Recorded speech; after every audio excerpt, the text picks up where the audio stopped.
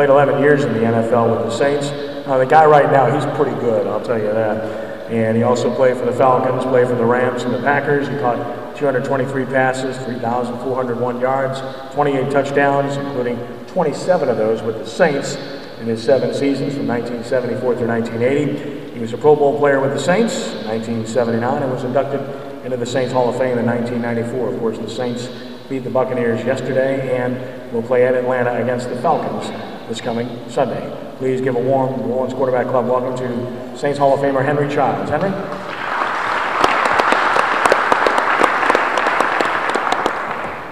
Thank you, Ken, and thank you for inviting me here today. And it's been a great weekend, I tell you. I live in the Kansas City area, so coming back has been a hell of a lot to me. And like I said, it's been a great weekend. I was able to renew some old relationships. And another great thing about it was, hey, the New Orleans Saints fans are still the greatest fans in the NFL. I have not seen any better fans anywhere in the country. And so I have to commend the Saints fans and you all sticking with the Saints fans, because through thick and thin, they've always been there. And I see them as that 12th man. And also, I was able to, see a great game, a very good game. And like Ken said, I saw a potential great tight end. This tight end is going to be great. I see him in the class of a Tony Gonzalez. He has the size, he has the basketball body, and he's young, but he's gonna get better. If he doesn't get hurt, he's gonna get a lot better, and he's gonna be a great tight end. But the team dynamics is great, and it all starts at the top. I think Mr. Benson has put together a great organization. I think Sean Payton is a great coach, and I think in the skill positions on both offense and defense, they have some talent. I think they need to add some talent on defense, but overall, I think they're going to go places, and they're going to go places this year, and it's going to continue, and that's what you want to do. But like I said, it's been a great weekend, and the feeling, is just overwhelming, to be back here and then walk out on that field and just see all the good things that have happened over the years, because, I can go back to when people had bags over their heads, you know what I mean? And that wasn't too happy, and I see the Saints fans, going through all of that, and I understood why they had bags over their heads and so forth, because, when you pay good money to come to see, be entertained, and the expectations are not met, you get a little disappointed. But I was also disappointed because I had expectations too. But at the time, things weren't to be. But we did the best we could. But it's great to see that times have changed, and now the tradition of having winning teams are here. The Super Bowl was great, and then that's the start of something big. And I think it's going to continue if Mr. Benson, continues to put out the support and do the things that, that's needed to do to make this team even greater.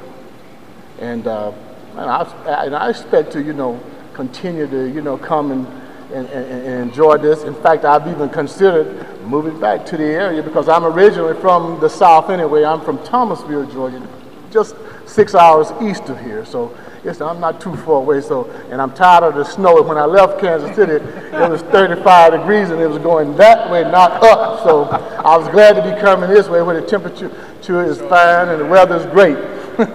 But like I said, it's good to be back, and I'm looking forward to seeing greater things out of the Saints. Talk about Sproles and what you do.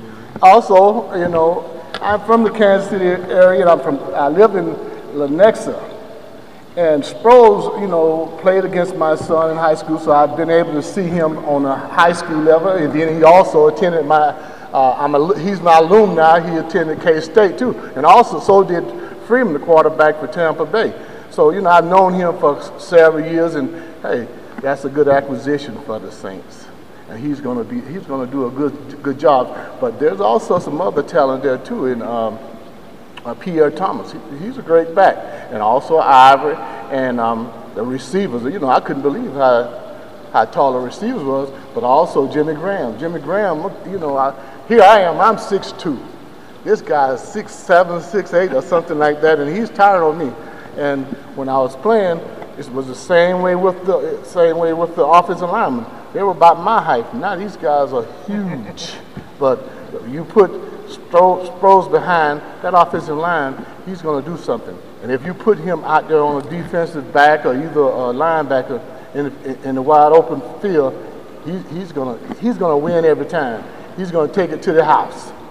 He's going to fill up the end zone. So, you know, the whole team overall, it's not just one player. It has to be the whole team. And one thing that Sean Payton shared with the team before the game Saturday, we were at the practice that I attended, he told them, hey, look, if you take care of your job, what you're supposed to be doing, don't worry about anybody else's job.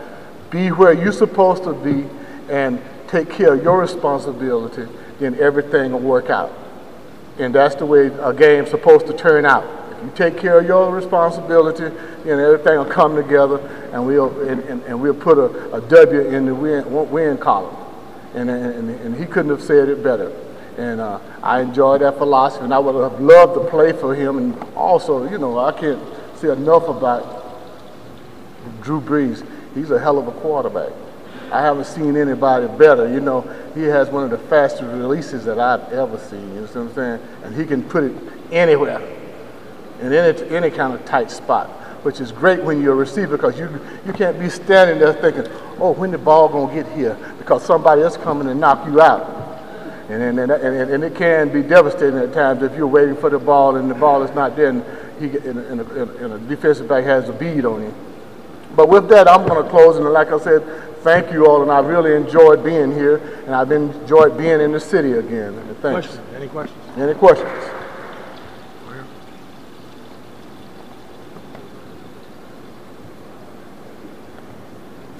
I have a question, and this is your what about heading to 78 and 79? There's not big games. Falcons.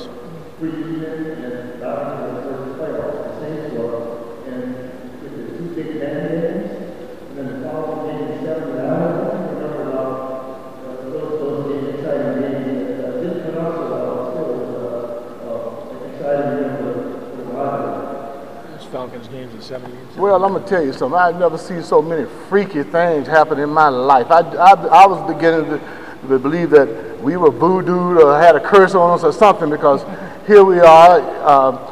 There was once we had the game won. All we had to do was make a field goal. The kicker kicks the ball, and it goes and hit the goal post and bounces back out. Short field goal.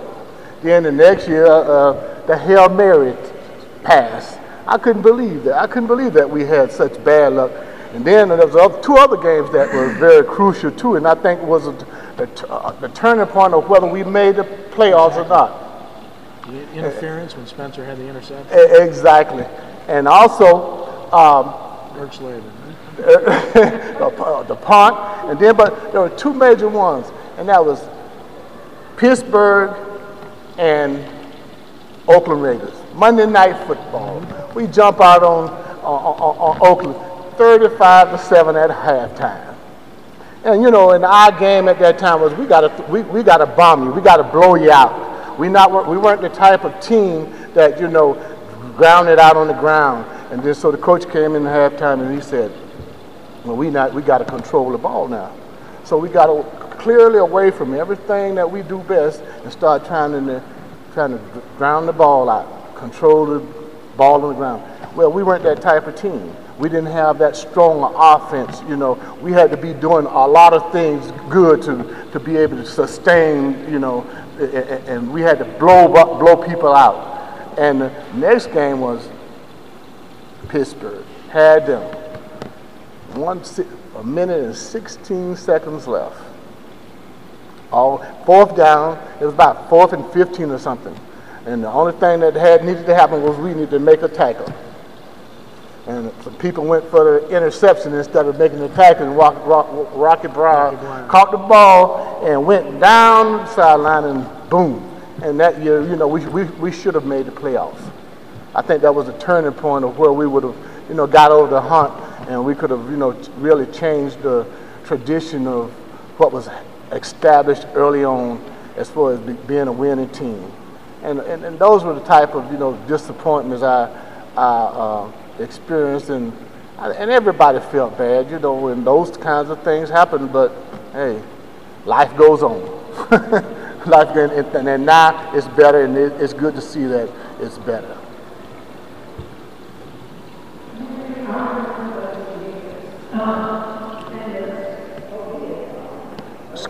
Okay, excuse me.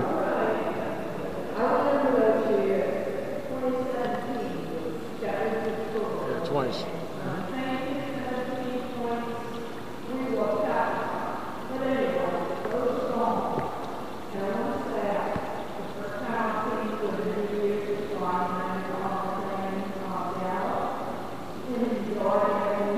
Thank you.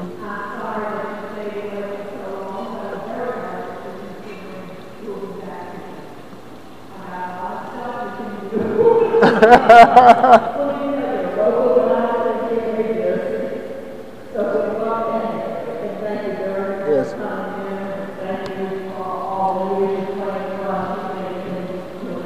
Thank you, and I appreciate it. And I would have been back sooner, but see, after, you know, I was transitioning, and I was working in the Kansas City, Missouri school system, and I worked in alternative education and working with kids, you know, having problems with school and so forth.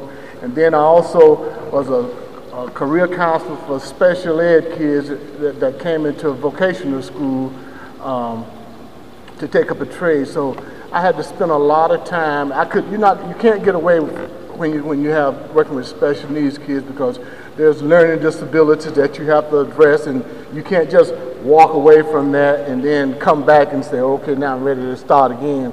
It's a consistent thing, and so that's what kept me away for so long. I just couldn't get away. But now that I'm free or semi-retired, I'm ready to, come back and be a part of this great experience. And thank you for everything. And thank you all, and I enjoy being here.